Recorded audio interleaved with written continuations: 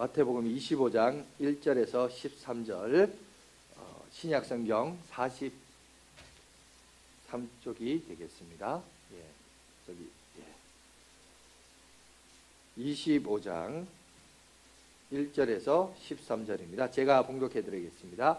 그때 천국은 마치 등을 들고 신랑을 맞으러 나간 열 처녀와 같다 하리니 그 중에 5은 미련하고 5은 슬기 있는 자라. 미련한 자들은 등을 가지되 기름을 가지지 아니하고 슬기 있는 자들은 그릇에 기름을 담아 등과 함께 가져갔더니 신랑이 더디오므로 다 졸며 잘새 밤중에 소리가 나되 보라 신랑이로다 맞으러 나오라 하매 이에 그 처녀들이 다 일어나 등을 준비할세 미련한 자들은 슬기 있는 자들에게 이르되 우리 등불이 꺼져가니 너희 기름을 좀 나눠달라 하거늘 슬기 있는 자들이 대답하여 이르되 우리와 너희가 쓰기에 다 부족할까 하노니 차라리 파는 자들에게 가서 너희 쓸 것을 사라 하니 그들이 사러 간 사이에 신랑이 오므로 준비하였던 자들은 함께 혼인잔치에 들어가고 문은 닫힌지라. 후에 남은 처녀들이 와서 이르되 주여 주여 우리에게 열어주소서. 대답하려 이르되 진실로 너희에게 이르노니 내가 너희를 알지 못하노라 하였느니라. 그런즉 깨어있으라. 너희는 그날과 그때를 알지 못하느니라. 자, 오늘 그런즉 깨어있으라 라는 말씀으로 함께 은혜를 갖도록 하겠습니다. 여러분, 지난 3년 동안 코로나19로 인해서 많이 힘들었습니다. 그리고 이 코로나19 이후에 우리 사회, 정확하게 말하자면 우리 공동체인 교회는 이제 앞으로 어떻게 될 것인가에 대해서 좀 함께 한번 생각을 해보면서 말씀을 전하려고 합니다. 그러려고 오늘 이제 25장 1절에서 13절까지 읽었지만 사실은 24장부터 25장까지 두 장의 전체를 걸쳐서 주님의 종말 설교입니다. 정말 세상 끝에 대해서 우리가 어떻게 대처해야 될 것이냐에 대한 교훈을 말씀하고 있는데 우리의 남은 생에 그 말씀을 통해서 어떻게 잘 정립하며 나가야 될지를 잠깐 생각해보고 2000년 전 예루살렘을 입성하시던 우리를 살리시기 위하여 입성하신 우리 종료주일을 맞이해서 또한 우리가 십자가의 길을 가면서 묵묵히 그 십자가의 사명을 담당하신 주님의 그 사명을 묵상하는 고난주간을 맞이하면서 오늘 우리에게 남겨진 이 마지막 세기 마지막 주자라고 말하는 오늘 우리들에게 던져지는 메시지는 뭔가를 잠시 한번 생각해보는 그런 시간을 갖도록 하겠습니다. 첫 번째 우리가 생각해야 될 것은 오늘 우리가 종료주일로 지키고 있죠. 종료주일이라는 것은 다른 것이 아니라 예수님이 예루살렘을 입성합니다. 이제 마지막 일주일의 사역을 얘기하는데 예루살렘을 입성할 때 그날을 기뻐하여서 많은 사람들이 환영합니다. 겉옷을 길에 깔거나 종려나무가지를 깔거나 흔들면서 호산나 호산나 다윗의 자손이여 우리를 구원하소서 이렇게 외치면서 주님을 환영하고 또 주님을 맞이하는 모습을 볼 수 있습니다. 도대체 그게 뭐라고 교회가 1년에 한 번씩 종료주일을 지키느냐. 예수님이 예루살렘에 입성하면서 물론 그전에도 중의적인 표현들이 많지만 사실 주님이 예루살렘을 입성하면서 주님이 하시는 사역과 주님이 입에서 전해지는 메시지를 보면 거의 모든 메시지가 중의적이란 말은 이중적인 두 가지 의미를 포함되어 있다라는 거죠. 이런 사역들이 더 구체적으로 등장합니다.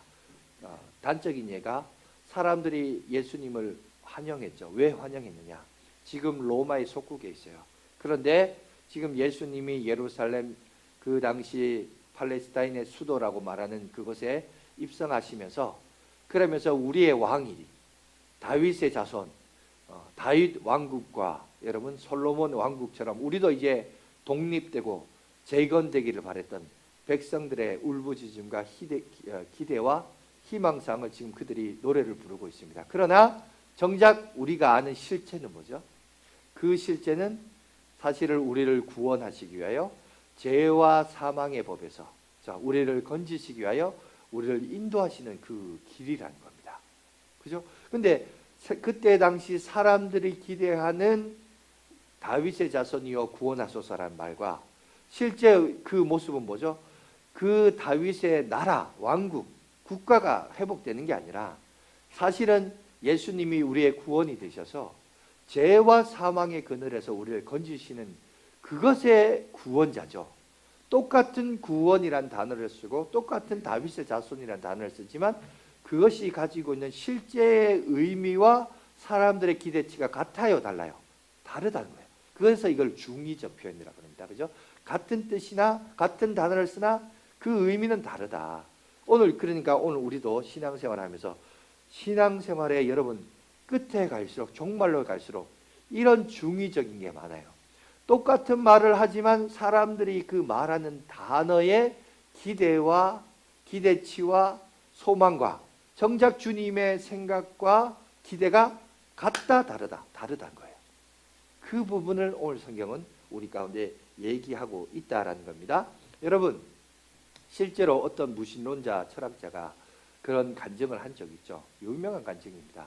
자기는 도저히 믿을 수가 없대요. 왜 믿을 수 없냐? 보통 사람들이 내가 신이다, 내가 메시아다라고 하는 사람들은 어떤 사람이냐면 자기의 부를 자랑하든지 자기의 그 높고 높은 권자를 보좌를 자랑해서 힘을 자랑해서 모든 사람을 그저 전쟁에서 이기고 힘을 자랑하고 자기의 그 어떤 위용을 자랑하면서 내가 바로 메시아다, 이렇게 말하는 사람들이 역사에 많은 인물들이 많았다는 거예요.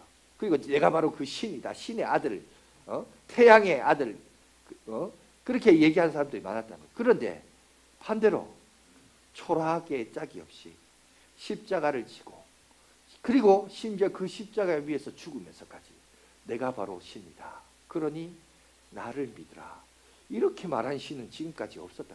역사의 어떤 신도 그저 자기의 높으신 위엄과 권세와 부를 자랑하면서 내가 너희를 구원할 메시아다, 구원자라고 말했지, 그렇게 초라하기 짝이 없는, 이건 말이 안 된다는 거죠. 도저히 이건 합리적으로 이해가 안 된다는 거죠. 이해가 되지 않아서 자기는 이때까지 안 믿었다는 거예요. 이거 거짓말이다. 그런데 가만히 생각해 보니까, 가만히 생각해보고 또 생각해 보니까 또 다른 입장에서 보니까 이것도 말이 안 되지만 또 그래 말이 안 돼서 또 자기가 가만히 생각해 보면서 그래서 나중에는 내가 자기가 예수를 믿었다. 이게 말이 안 되어서 믿었대요. 왜냐하면 가만 보니까 이거는 정말 예수가 미치광이가 아니면 진짜일 수도 있겠다. 진짜니까 그렇게 말하지 않겠느냐. 십자가에서 죽기까지 자기가 아무것도 없으면서 아무 배경도 없으면서 그럼에도 불구하고 내가 신이다, 진짜 신이니까 그렇게 말할 수 있는 거 아니냐. 그래서 자기는 회심하고 주님께로 돌아왔다라고 얘기했던 간증을 들은 적이 있습니다. 뭔가 기독교의 다름에 대해서 얘기하고 있죠. 자, 오늘 한번 보십시오. 도대체 예루살렘 입성한 것이 뭐가 그리 중요하다고 종교주의를 얘기하느냐. 여러분, 예루살렘의 가치는 뭐냐면 그 예루살렘 도시 안에 뭐가 있었냐, 성전이 있었기 때문에 예루살렘이 예루살렘으로서 가치가 있었습니다. 근데 예루살렘에 예수님이 입성하셨죠. 그런데 입성하셔서 제일 먼저 한 것이 뭐냐, 그 성 안에 있는 무화과 나무를 본 거예요. 잎이 무성합니다.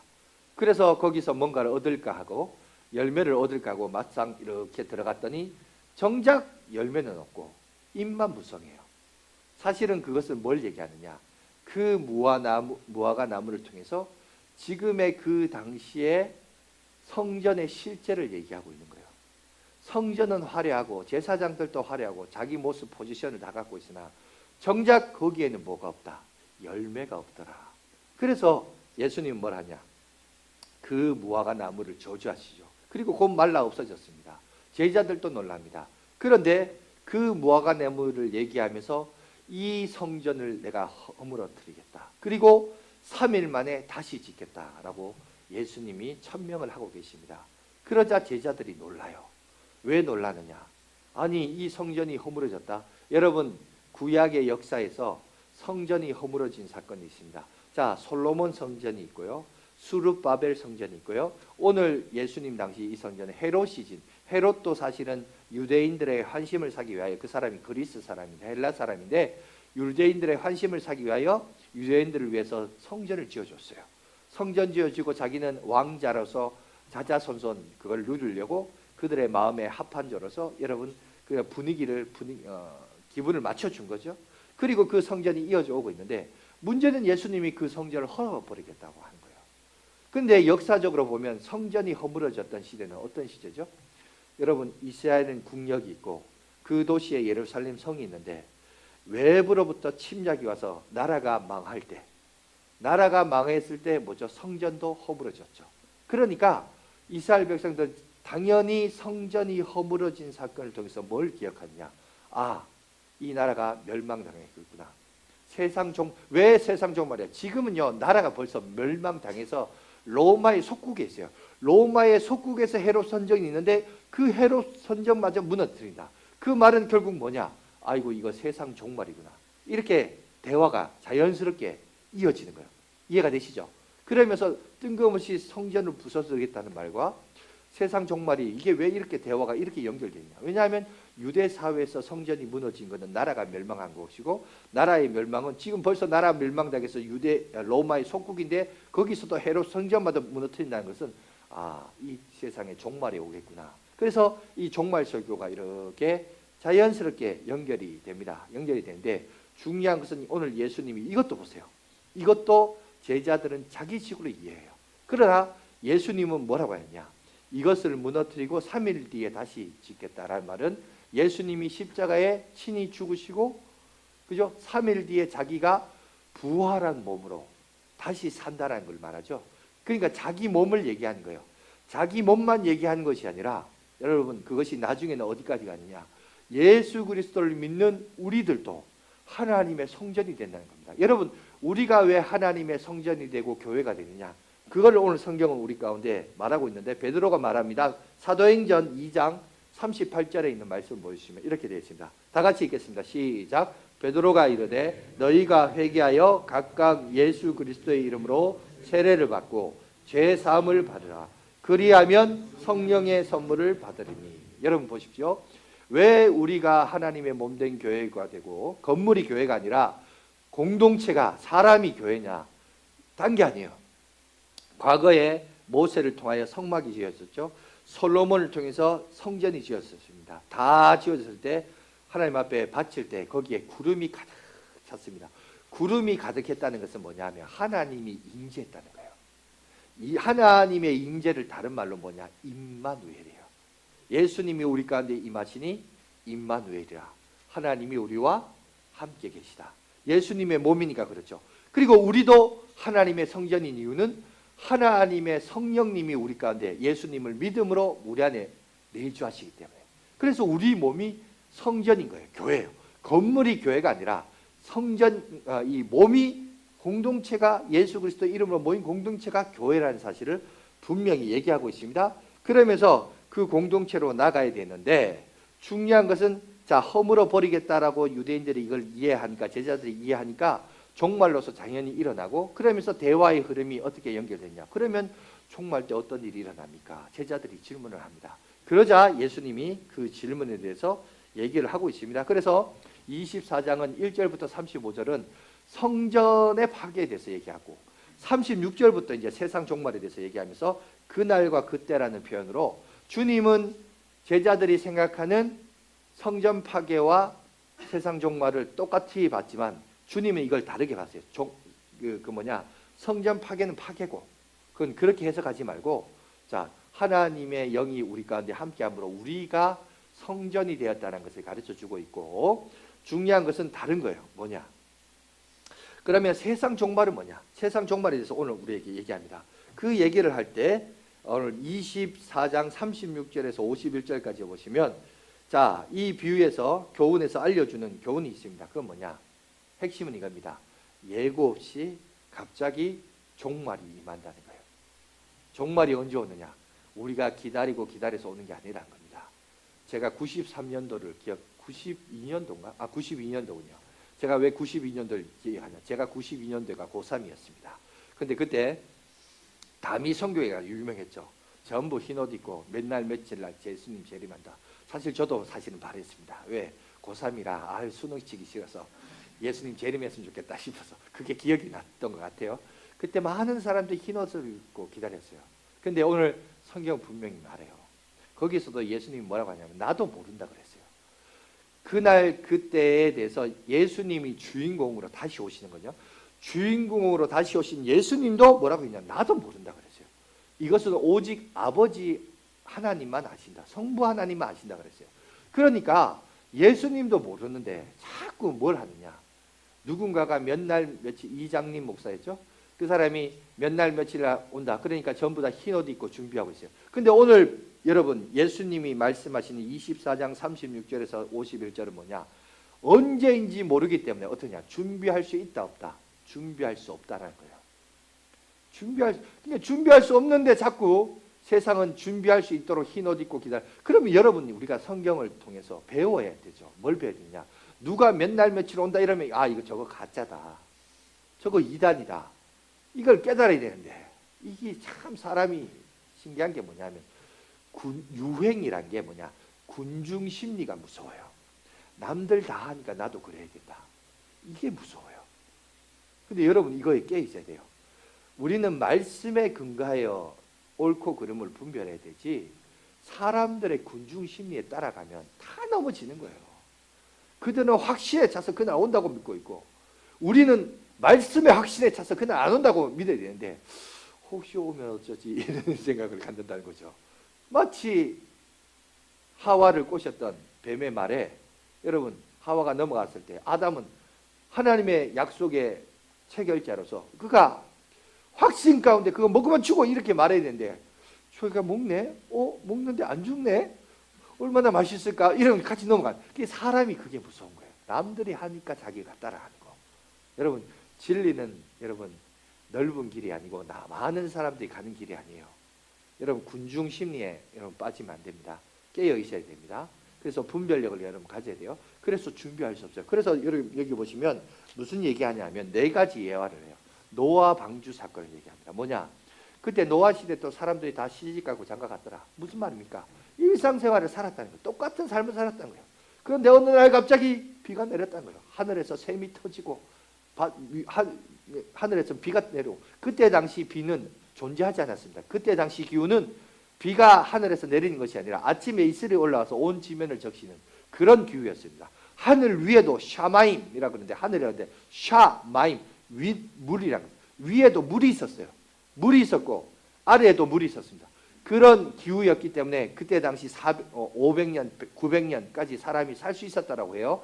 그런데 중요한 것은 뭐냐면 기후 변화가 일어나고 기후 변화로 인해서 인류가 이제 성경을 보니까 점점 나이가 단명하죠. 100세까지 이제 살고 뭐 이렇게 100세 전후로 사는 모습으로 바뀌어지는데 그 전만 하더라도 500년, 700년, 900년까지 인간이 살았다고 합니다. 자, 그런데 중요한 것은 뭐냐? 그때까지 사람들은 시집가고 장가가 일상이었다는 거예요. 일상 속에서 어느 날 갑자기 노아의 홍수 사건이 일어났다. 그리고 거기서 보면 일상 속에서 밭에서 일을 하고 있는데 요즘 시기로 말하자면 우리 남자들이 세상에 나가서 직장생활하는데 어떤 사람은 데려감을 당하고 어떤 사람은 버림을 당했다. 맷돌질하고 있대요. 여인들이 맷돌질한 집안에서 가정주부로서 일을 하고 있는데 어떤 사람은 일하다가 데려감을 당하고 어떤 사람은 버림을 당한대요. 뭡니까? 일상이란 거예요. 일상. 우리의 일상에서 어느 날 갑자기 주님이 재림한다. 그 얘기를 계속하고 있습니다. 세 번째 비유가 뭐냐? 도둑이에요. 도둑이 예고하고 옵니까? 어느 날 갑자기 도둑 들잖아요. 예고할 알 수 없다는 거예요. 주님의 재림도 도둑처럼 도둑놈들처럼 갑자기 임한다는 거예요. 그걸 얘기하고 있고 네 번째가 뭐냐면 충성되고 지혜로운 종과 악한 종이에요. 충성되고 지혜로운 종은 주인이 언제 올지 모르지만 때를 따라 양식을 나눠주면서 주인의 뜻을 받들 그 일을 담당하고 있고 악한 종은 주인이 언제 올까 하여 술 친구 두고 하들고 방탕하게 지냅니다. 그러다가 어느 날 부뚝 알지 못하는 그 시각에 생각하지 않은 그날에 주인이 와서 심판하시는 그 내용을 하고 있습니다. 그러니까 모든 4가지 내용이 핵심은 뭐냐? 주인이 언제 온지 모른다.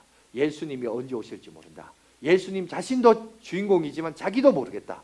성부 하나님만 아신다. 그러면 뭘 해야 되냐? 우리의 일상이 우리가 늘 평소에 상시적으로 늘 주님을 마음에 모시고 주님의 때를 기다리면서 우리의 일상 속에서 하나님을 사모하며 살아라. 그래서 여러분 일주일 가운데 일요일을 주의 전에 나와서 예배를 지키고 또 새벽에 나와서 기도하고 또 우리가 뭐 일시백천만 운동도 하고 또 바이블 트레인이라고 해서 성경도 읽고 이런 거 왜 하느냐? 우리가 일상 중에서 주님을 기다리는 거예요. 그러니까 어떤 날을 따로 준비된 게 아니라 일상을 살아가는 삶 속에서 주님을 기다리면서 그 일들을 감당한다는 것이 오늘 우리에게 주시는 종말의 메시지가 24장에 말씀하고 있는 교훈입니다. 그러니까 언제인지 모르니까 늘 준비하고 기다려라. 이 얘기고, 그러면 25장으로 넘어오면 세 가지 비유가 나옵니다. 오늘 본문인 열처녀 비유, 달란트 비유, 양과 염소의 비유가 나와 있어요. 세 가지를 다 한번 언급해보고 이렇습니다. 첫 번째 열처녀 비유는 이겁니다. 자, 이 열처녀는 누구를 기다리고 있죠? 신랑을 기다리고 있어요. 여러분, 열처녀는 신부의 친구입니다. 신부나 신부의 친구는 오늘날 구체적으로 그 사람이 누구냐? 그 비유가 누구냐? 오늘날 교회를 말해요.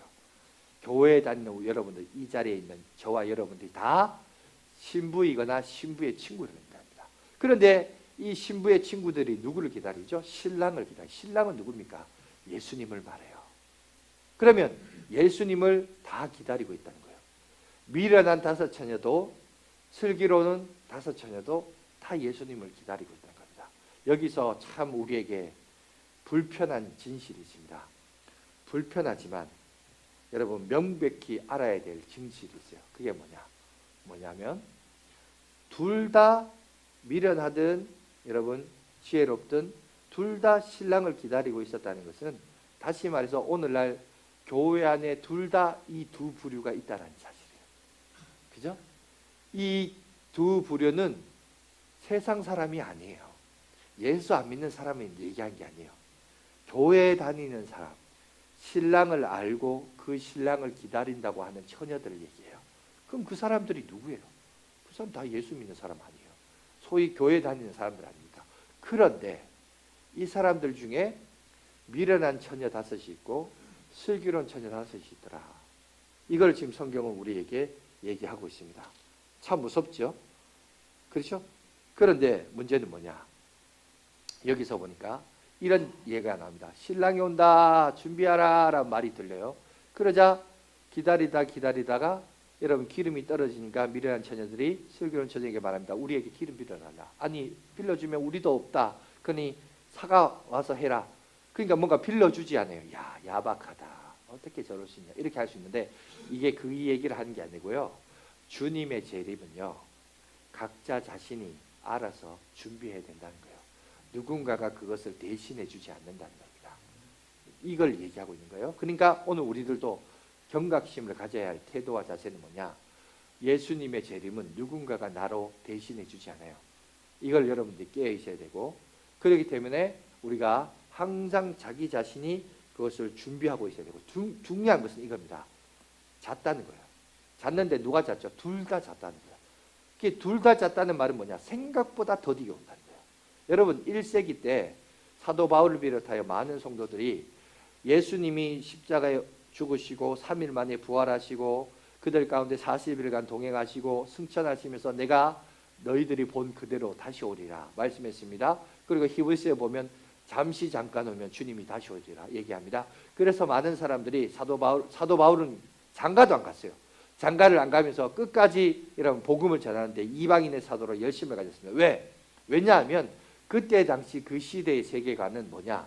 지중해를 중심으로 여러분, 자 예루살렘을 중심으로 해서 여러분 그 유럽까지, 그러니까 스페인과 포르투갈까지, 거기가 세상 끝인 거예요. 그러니까 사도 바울은 어디까지 복음을 전하기를 원했냐면 지금 포르투갈까지 복음을 전하기를 원한 거예요. 왜? 세상 끝까지 복음을 전하면 뭐가 오니까? 예수님이 다시 오신다라고 말했기 때문에. 근데 그때 당시는 대서양을 넘어서 남아메리카, 북아메리카가 있는 줄 몰랐던 거예요. 그러니 사도 바울은 장가도 안 가고 1세기 초대교회에 있는 목숨을 바쳐가며 복음을 전했습니다. 왜? 자기들이 생존한 날 예수님이 다시 오실 줄 알고. 그런데 문제는 그 다시 오신다는 예수님이 2023년이 지났는데도 오지 않아요. 그러니 사람들이 어떠냐? 자겠죠. 졸음이 오겠죠. 그죠? 그러니까 여러분 보니까 주님이 더디 오므로 잡니다. 여러분 준비한 슬기로운 처녀도 자고, 여러분 보니까 미련한 처녀도 자요. 자는데 여러분 이거는 마치 우리에게 뭐와 같으냐? 최근에 보면 방송 미디어를 통해서 교회의 부정에 대해서 많은 뉴스 보도가 나옵니다. 그죠? 그 다음에 이단의 이야기도 나와요. 물론 교회 안에서 이단에 대한 공부를 우리가 많이 배웠습니다. 그러나 그런 것들은 참 두리뭉실하게 배우고 그 어떤 실제에 대해서 보지 못하고 하다 보니까 사실은 뭐 그게 잘못됐다는 걸 알지만 뭐 그래도 잘못됐다 그 정도만 알죠. 근데 방송 미디어는 더 자극적이죠. 더 신랄하죠.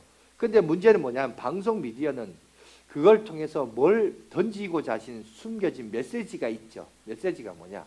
사람들이 그 영상을 보고 나서 어떤 생각을 가지냐? 야, 이거 뭐 교회도 이런 거 아니냐? 이래 되는 거죠, 그죠?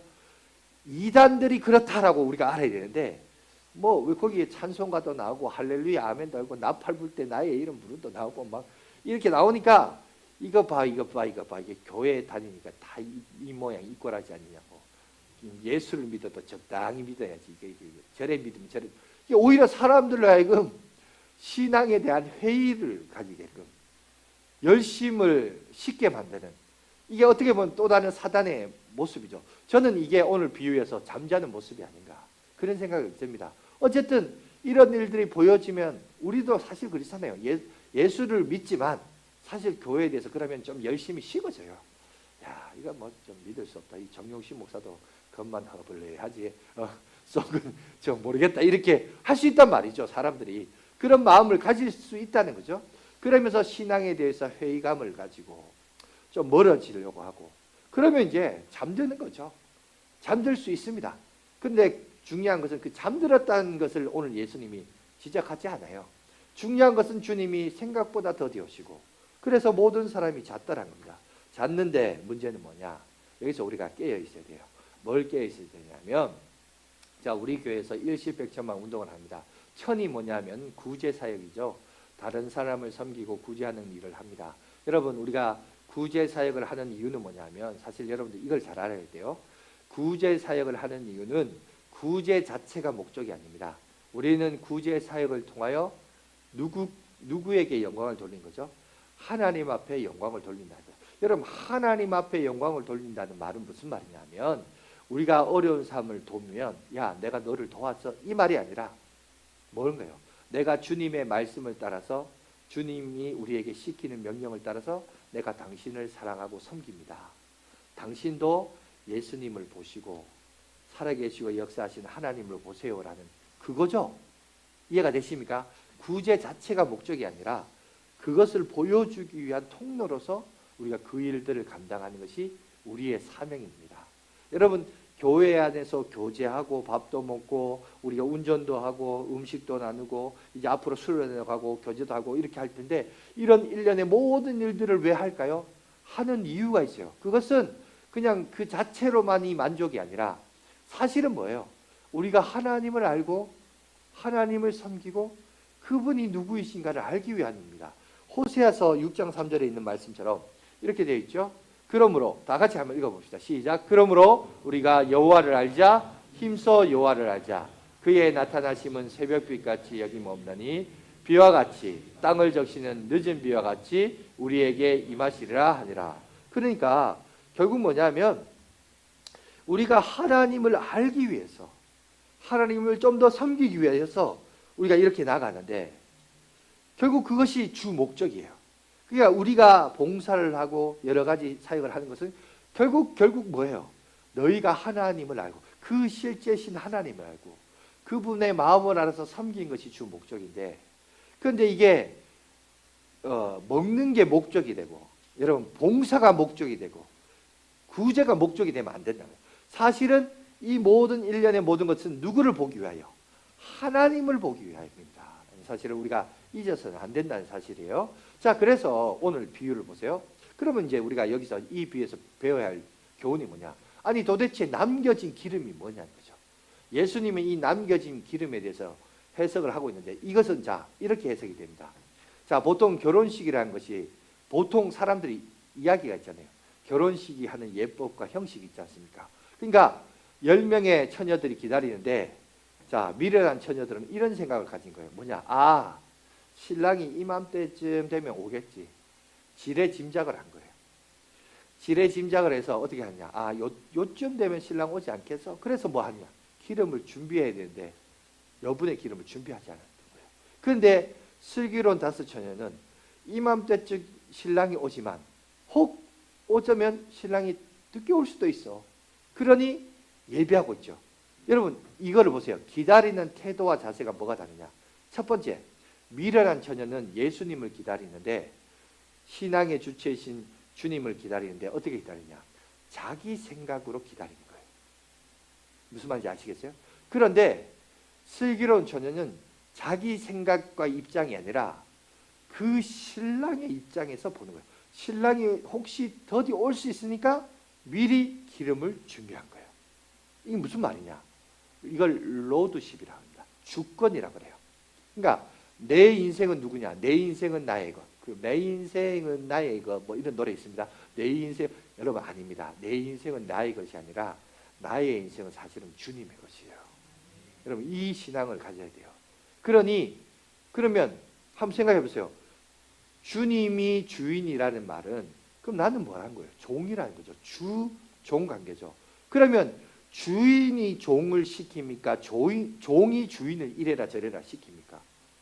주인이 종을 시키죠. 그런데 오늘날 예수 믿고 신앙생활하는 사람들 중에, 교회 다니는 사람 중에 어떤 생각이냐? 내 주인은 이런 분이야. 내가 아는 예수님은 이런 분이야. 내가 아는 교회는 이래야 돼.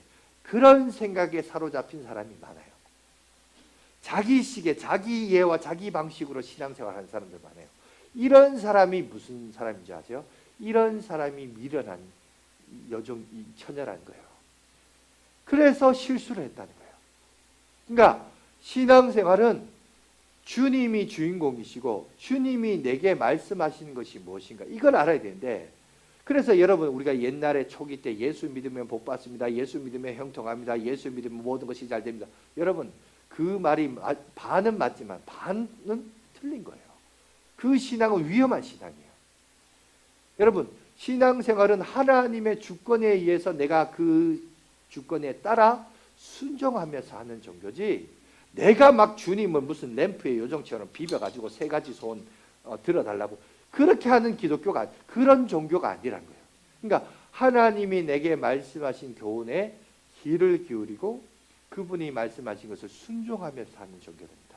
그러니까 이거를 모르고 세상 기타 종교처럼 그냥 가면 복 받지, 이런 종교를 이해하면 이건 주님을 올바르게 이해하지 못한 거예요. 그러니 이런 처녀는 하나님의 천국 잔치에 들어갈 수 없다는 사실을 오늘 우리에게 얘기한다는 사실입니다. 여러분 이거에 대해서 깨어 있으시기 바라고, 그 다음에 두 번째 달란트입니다. 달란트도 보시면 5달란트, 2달란트, 1달란트 받은 종이 받았다가 주인이 먼 타국으로 갔다가 나중에 다시 돌아옵니다. 그래서 계산을 합니다. 5달란트는 5달란트, 2달란트는 2달란트, 1달란트는 땅에 묻어둡니다.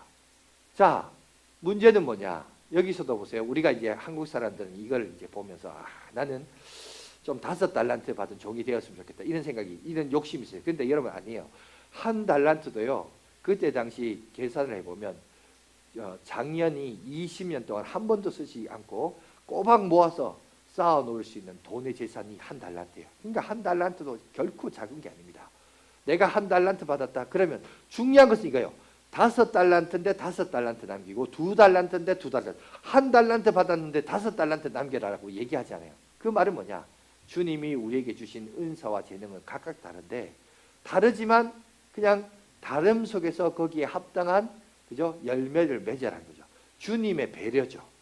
이걸 비교하고 그래서 누가 뭐 성적을 얼마나 남겨, 이게 주님의 마음이 아니라 하나님이 내게 주신 은사와 재능을 가지고 뭔가 결과를 남기는데, 내가 주신 재능 적으면 적은 대로 남기면 되는 거예요. 그래서 성실히 그 일들을 행하면 됩니다. 그런데 문제는 여기서도 보세요. 자, 앞에 열처녀와 내용이 똑같습니다. 1달란트 받은 자도 주인이 돌아왔을 때 대화를 합니다. 뭐라고 대화하느냐? 본문을 한번 볼까요? 25장 24절에서 25절을 보시면 이렇게 얘기합니다. 우리 다 같이 한번 읽겠습니다. 시작. 1달란트 받은 자는 와서 이르되 주인이여 당신은 굳은 사람이라 심지 않는 데서 거두고 해치지 않는 데서 모은 줄을 내가 알았으므로 두려워하여 나가서 당신의 달란트를 땅에 감추어 두었나이다. 보소서 당신의 것을 가지셨나이다. 여러분 이 1달란트 받은 사람의 문제가 뭘까요? 두 가지가 문제입니다. 뭐냐? 5처녀와 마찬가지로, 미련한 5처녀와 마찬가지로 뭐가 문제냐? 자기 주인이 누군지를 몰랐다는 거예요. 그죠? 아까 그거 보면 내가 알았으므로, 뭘 아냐? 당신은 굳은 사람이라 심지 않는 데서 거두고 해치지 않는 데서 모은 줄을 내가 알았다. 지금 자기 주인이 누군지를 이 지금 1달란트 받은 자가 자기 생각에 빠진 거예요. 이 주인은 이럴 것이다. 근데 그 주인이 진짜 이래요? 그러니까 제대로 알지도 못한 거예요. 제대로 알지도 못하면서 예수님은 이런 분이다. 하나님은 이런 분이다. 교회는 이래야 된다. 목사는 이래야 된다. 누가 그렇게 얘기했어요? 성경에서 그것을 찾아야 되는데 전부 과거 자기 경험했던 거, 자기가 은혜 받고 싶은 그런 감동 받고 싶은 라인에 그런 식으로만 얘기. 여러분 이렇게 하면 신앙생활이 변질됩니다. 오늘 보니까 한 달란트 받은 자가 뭐가 싫어요? 자기 주인이 누군지를 몰라요. 모르니까 결국 어떻게 합니까? 땅에 묻어보죠. 엉뚱한 행동이 나옵니다. 여러분 예수님에 대해서, 하나님에 대해서, 교회에 대해서 모르면 엉뚱한 열심을 가져요. 엉뚱한 일만 한다고요. 정작 하나님이 주신 것은 땅에 묻어버리고 엉뚱한 데 에너지를 쏟아요. 여러분 이거에 대해서 여러분 깨어 있어야 됩니다. 그러니까 내가 하나님이 누군가에 대해서 제대로 알아야 돼요.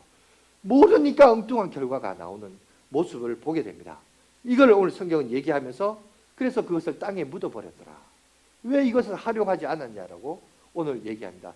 차라리 그렇다면 그것을 뺏어서 내가 이자를 주식에 맡겼으면 그 이자와 뭐 주식 맡기면 뭐 주는 거 있죠. 뭐 분기별로 주는. 차라리 그런 포인트로 내가 받았으면 받았지. 왜 내가 너에게 주겠냐고 오늘 주인이 얘기하지 않습니까? 오늘 보니까 자기 주인 예수님에 대해서, 하나님에 대해서 모르면 이 하나님에 대한 몰이해가 결국은 엉뚱한 행동을 낳고 그래서 하나님의 나라에 들어가지 못하더라. 여러분 마지막에 나온 양과 염소도 마찬가지입니다. 여러분 보니까 뭘 얘기하냐? 교회 안에 양 같은 성도가 있고요. 교회 안에 염소 같은 성도가 있대요. 여러분 저는 바라건대 우리 양화진 교회가 염소 같은 성도가 아니라 양 같은 성도가 되기를 간절히 바라겠습니다. 아멘입니까? 여러분 그런데 문제는 뭐냐? 반드시 이것이 구별이 된다는 거예요. 마지막에 가서는 구별할 것인데 그러면 오늘 우리도 질문해 봐야 되죠. 나는 예수님의 양이냐 염소냐. 여러분 우리가 이것을 구별할 수 있는 지혜를 가져야 되는데 문제는 여기서 양이냐 염소냐를 오늘 구체적으로 할 때 바로 앞에서 말했던 한 달란트 받은 자가 아무것도 안 했다고 했잖아요. 그럼 장사에서 앞에서는 남겼고 그럼 이 장사란 게 뭐냐는 거죠. 뭔가 남긴다고 했는데 아무것도 안 했다는 것이 무엇을 가지고 아무것도 안 했다라고 할까? 그거를 우리가 살펴볼 필요가 있는데 그 뒤에 이제 비유를 보시면 임금과 종에 대한 비유가 나오면서 뭐라고 하냐면 그때 당시 의인이고 임금으로부터 칭찬받는 종들이 이런 얘기를 합니다. 주여 우리가 어떻게 주님을 섬겼습니까? 라는 질문을 던집니다. 그럴 때 너희들이 나를 섬겼다고 해요. 그러니까 그때 당시 그 의인이었던 그들은 주님을 실질적으로 섬긴다고 생각을 못했는데 임금은 정작 뭐라고 하냐? 너희가 나를 섬겼다고 말해요. 그게 뭐냐? 본문 보시면 40절에 이렇게 되어 있습니다. PPT 보여주세요. 다 같이 읽어보겠습니다. 시작. 임금이 대답하여 이르시되 내가 진실로 너희에게 이르노니 너희가 여기 내 형제 중에 지극히 작은 자 하나에게 한 것이 곧 내게 한 것이니라. 오늘 여기 보니까 그러니까 지극히 작은 자에게 한 것이 곧 내게 한 것. 뭐예요? 우리식으로 말하자면 구제사역이에요. 구제사역. 근데 여기서 우리가 오해하지 말아야 될 것은 아까 앞서 얘기했죠. 구제사역이라 한 것도 구제 자체가 목적이 아닙니다. 구제사역을 통해 누구를 비춰주는 거죠? 우리가 이렇게 하는 것은 다 예수님의 은혜요. 받은 사랑을 내가 당신들에게 전하여서 여러분들도 예수 믿고 신앙생활 잘하기를 바란다는 그 축복의 통로의 역할인 거죠. 그죠? 그 역할들을 그들이 잘한 거예요. 그런데 정작 그들은 그걸 몰랐던 거예요. 자기는 그냥 해서 어떻게 보면 뭐라 그럴까? 그냥 하나님이 하라고 그래서 하신 거고 또 구제 사역을 하라니까 했는데 정작 이런 선한 아름다운 모습을 통해서 그들이 하나님을 알고 예수님을 알아서 믿게 된 거예요. 그런데 그걸 몰랐던 거예요. 그런데 반대의 경우도 있더라고요. 반대의 경우는 뭐냐? 45절 46절 보세요. 이렇게 얘기합니다. 보여주십시오. 다 같이 읽겠습니다. 시작. 이에 임금이 대답하여 이르시되 내가 진실로 너에게 이르노니 이 지극히 작은 자 하나에게 하지 아니한 것이 곧 내게 하지 아니한 것이니라 하시니 그들은 영벌에 의인은 영생에 들어가리라. 여러분 여기 보면 앞서에 제가 말을 잘랐는데 앞부분에 보면 이 약한 자들도 그 임금에게 항변을 합니다. 왜 우리는 칭찬을 받지 못하고 징벌을 받습니까? 그때 저 대답이 나온 거예요. 뭐냐? 우리식으로 이제 재해석해 볼까요? 나름 나도 교회 다녔어요. 임금님. 여기 임금님도 예수님을 말하겠죠. 예수님, 난 나름대로 교회 다녔고 나도 나름대로 헌금했어요. 아, 근데 왜 나는 모르세요? 근데 뭐라고 했냐? 이 지극히 작은 자에게 행하지 않았다. 여기서 이 지극히 작은 자는 뭐 다양한 사례가 됐습니다. 억눌린 자, 뭐 어린 자, 그죠? 예수님을 모르는 사람, 뭐 여러 가지 사례가 될 수 있겠죠. 중요한 것은 뭐냐? 우리가 축복의 통로로서 그 역할을 행하지 못했다는 거예요. 그죠? 그러니까 여러분 보십시오. 그러니까 결국 뭐냐? 성경의 핵심 교훈은 두 가지입니다. 한 율법 청년이 와서 얘기했죠. 어떤 계명을 잘 지켜야 됩니까? 하나님 사랑과 뭐죠? 이웃 사랑. 하나님 사랑, 이웃 사랑은 같이 가는 거예요. 따로따로가 아니에요. 하나님을 안다는 것은 하나님을 알면 알수록 우리는 이웃 사랑으로 실천해 가는 겁니다. 이것이 연결되어 있는 거예요. 그러니까 신앙생활이 추상적인 게 아니라 구체적으로 나타나는 게 뭐냐? 누군가에게 나를 통하여 여러분, 하나님께서 여러분을 통하여 누군가에게 지극히 작은 자가 있어요. 그런 사람들에게 영향력을, 선한 영향력이 뭐냐? 쉽게 말해서 예수 믿도록 했냐는 거예요. 복음을 전했냐는 거예요. 그런 열매가 있냐는 거죠. 생명을 살리는 일을 했냐. 여러분, 생명을 살리는 일이 뭐예요? 무화과 나무가 열매가 없다는 건데 열매가 있다는 것, 생명을 살린다는 건데 생명이 뭐예요? 구원, 예수 믿고 구원 얻는 거 아니에요. 그런 흐름이 있냐는 거죠. 하나님은 우리에게 그걸 허락하셨어요. 그리고 그런 자들이 다 양과 같은 성도고 5달란트, 2달란트 받은 종들이고 슬기로운 여러분 처녀라는 것을 지금 얘기하는 거예요. 그리고 주님이 오신 날이 언제인지 모르기 때문에 항상 깨어 기도하며 준비하고 있는 거죠. 그게 지금 오늘 주님이 종말 설교 24장, 25장에 걸쳐서 우리가 남은 생애를 어떻게 살아가야 될 것인가를 얘기하고 있습니다. 그런데 참 안타까운 것은 저도 이제 5년을 담임 목사를 하면서 우리 교회를 왔던 사람들 또 떠나갔던 사람들 얘기를 이렇게 들어보면 왜 나가느냐를 이렇게 내가 들어보니까 거의 대부분이 자기식의 생각이 강해요. 교회는 이래야 된다. 목사는 이래야 된다. 뭐 말씀은 이래야 된다. 뭐는 이래. 그런 얘기를 많이 해요.